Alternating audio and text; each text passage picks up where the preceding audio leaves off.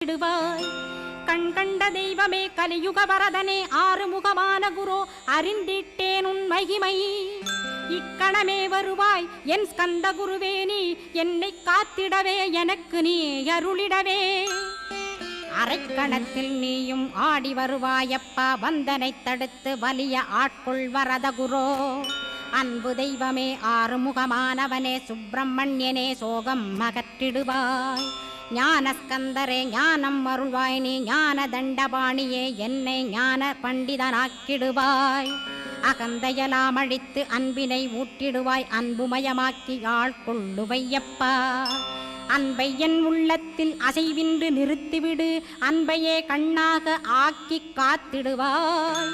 உள்ளும் புறமும் உன்னருளாம் அன்பையே உறுதியாக நானும் பற்றிட உவந்திடுவாய்.